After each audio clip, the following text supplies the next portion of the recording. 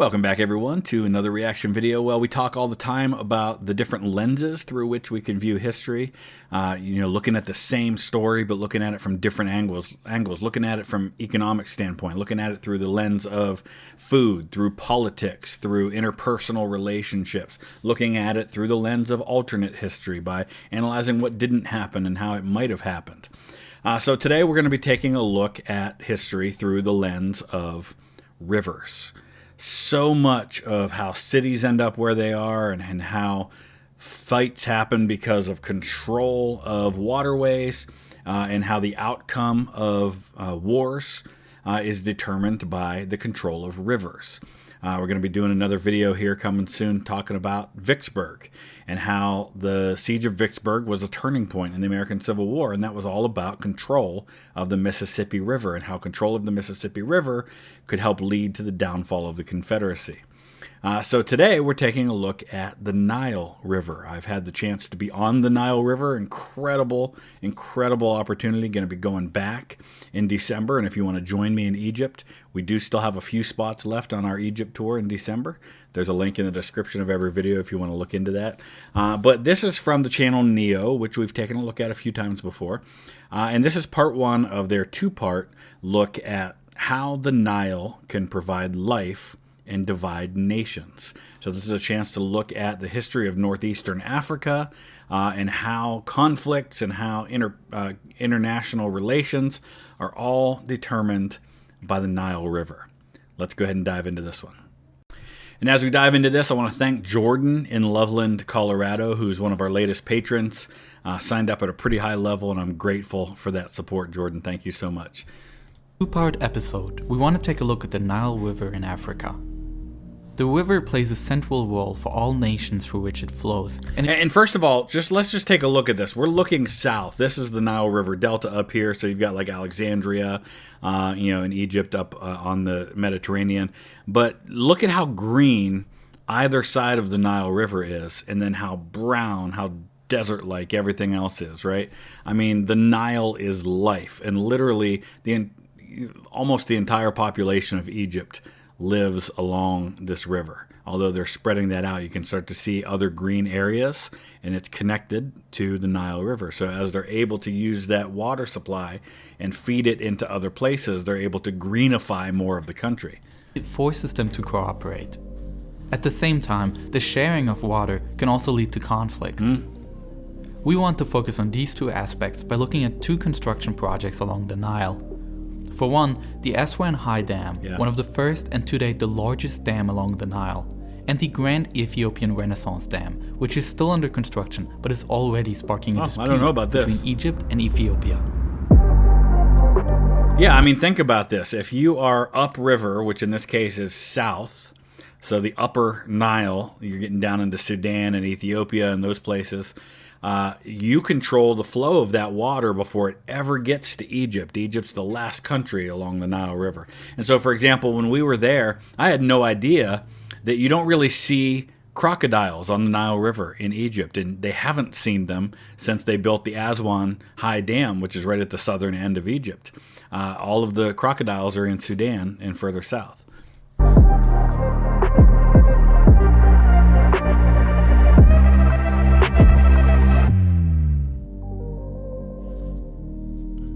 For some of this video, we will rotate the map by 90 degrees so that we can better display the course of the Nile. The Nile River has a length of about 6,650 kilometers or 4,130 miles and is therefore, together with the Amazon River, regarded as one of the two biggest rivers in the world. The Nile has two main tributaries, the Blue and the White Nile. The White Nile is hereby considered as the source river. Right. It is longer and rises in Central Africa and therefore determines the total length of the Nile.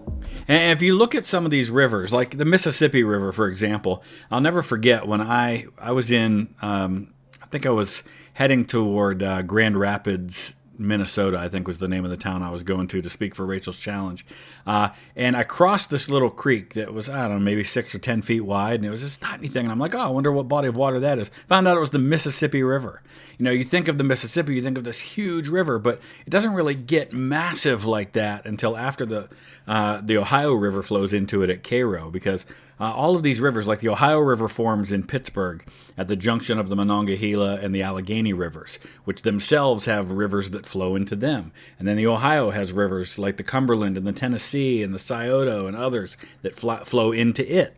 And then it flows into the Mississippi, and the Missouri flows into the Mississippi. And so that's why by the time the Mississippi gets down to New Orleans, it's huge. But it isn't always that way. The Nile, the same way. Nile is this massive river in Egypt, but it's connected to these two smaller rivers that get smaller and smaller as they go. Thames River in England is the same way.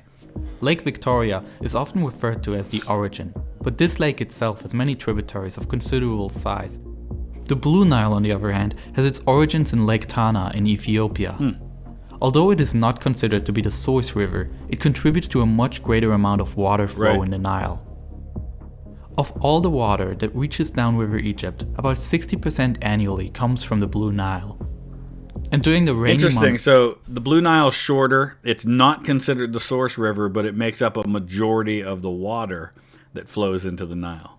between June and September, 80% of the water originates from here. Wow. The two rivers meet north of Khartoum, the capital of Sudan. Here, the reason for both names becomes clear. The White Nile is named after its lighter gray color, which is a result of Wow, clay look at sediment that. It literally looks like white and blue. I had no idea. I knew there had to be some reason for the names, but geez, that's cool. in the water. For countries along the Nile, the river is of significant importance. However, dependency on the Nile also creates conflicts between nations.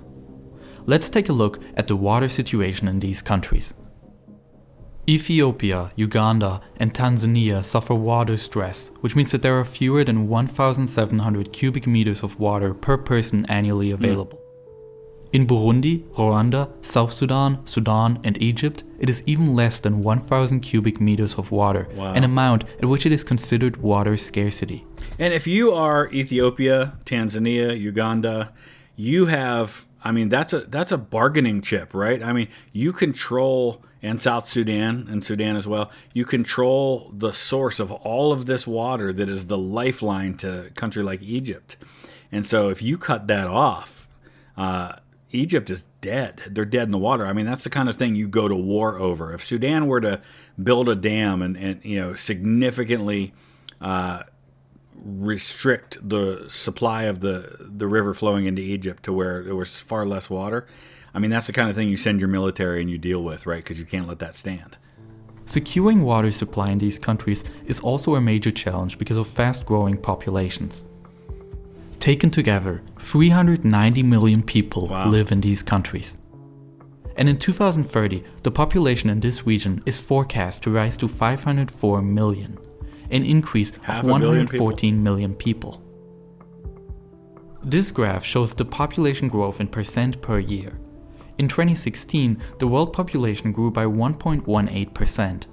The populations of the countries along the Nile, however, all grow well above this value. Wow. This illustrates. Yeah, I mean, that's, again, looking through the lens of water, this is like something you have to be thinking 10, 20, 30 years down the road. You have to figure out how we're going to feed these people, how we're going to have the infrastructure for these people, how are we going to have the water for these people. And the more that Uganda needs water and Tanzania and South Sudan, the bigger strain is going to be put on Egypt. Difficulty for these nations to provide enough water infrastructure in time. Nevertheless, it is important to say that there are very different reasons for the difficult water supply. For example, in Egypt, there is a physical water scarcity. This means that there simply isn't enough water available in the region. About 90% of the country is desert, and the Nile is the only large source of fresh water. We were in Luxor, which is down here kind of in the middle of the middle toward the southern end of the country, and you go up in the hot air balloon and you can literally see where the green ends and the desert begins. It's really not that far. It's like a mile or two in a lot of places from Egypt.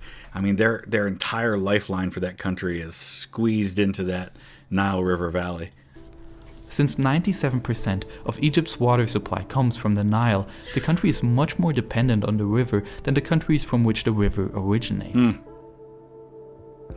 Just how significantly the river determines life in Egypt can be seen on this map, which shows the country's population density.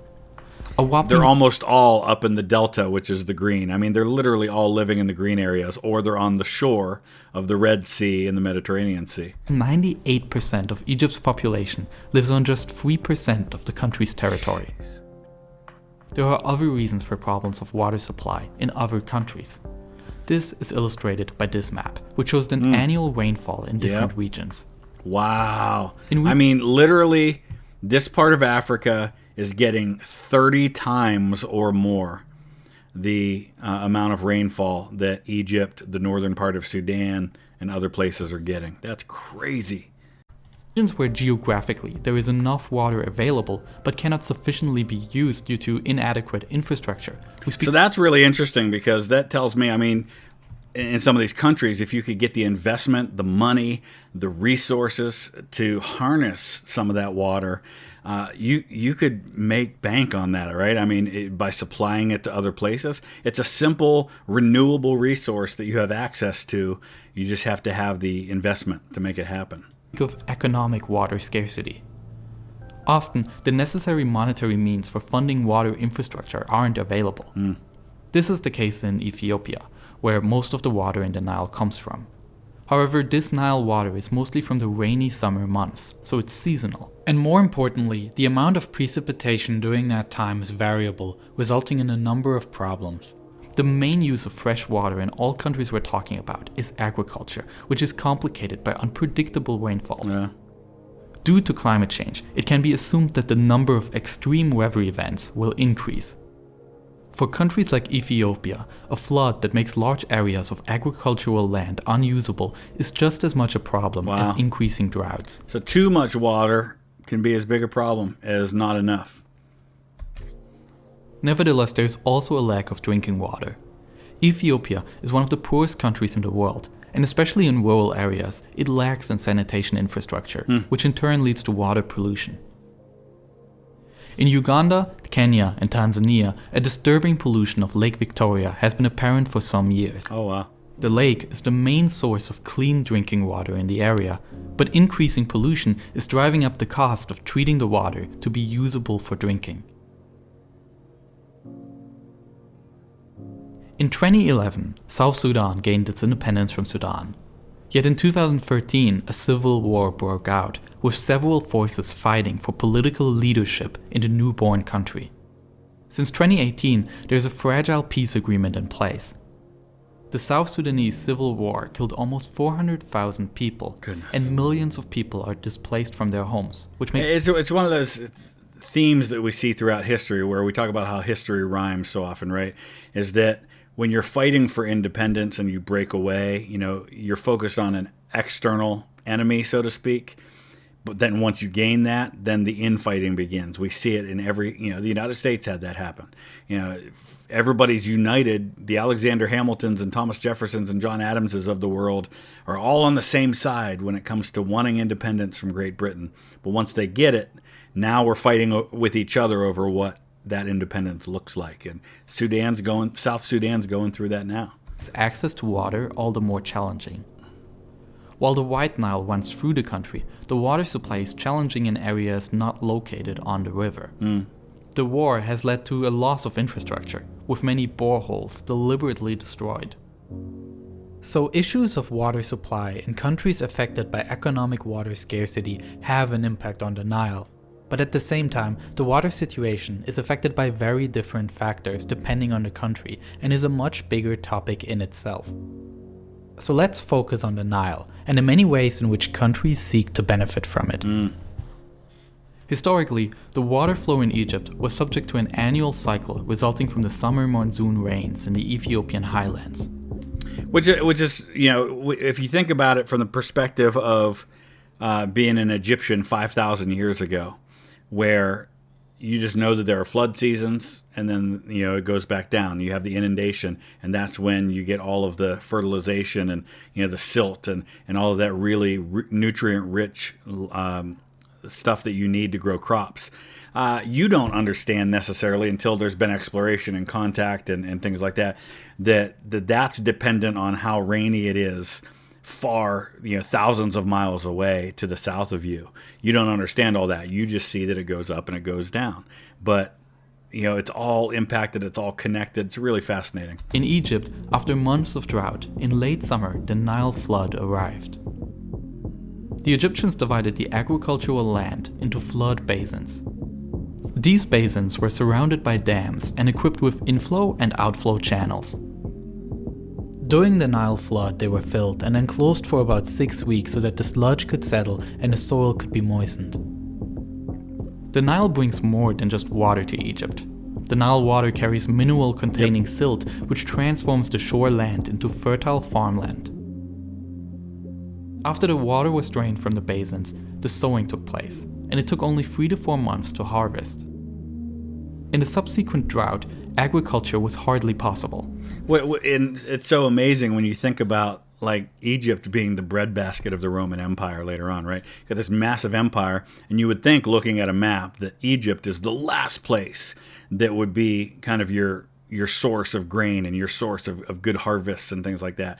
But it was so nutrient rich, and it was so easy when the flood was doing what it was supposed to be able to grow crops in quick succession in that region, that ended up becoming a source of food for everybody else. Thus only plants that fit into the schedule could be grown. The original Egyptian calendar, which subdivided the year into 3 seasons, flooding, sowing, and harvesting, originates from this natural yearly cycle. Yeah.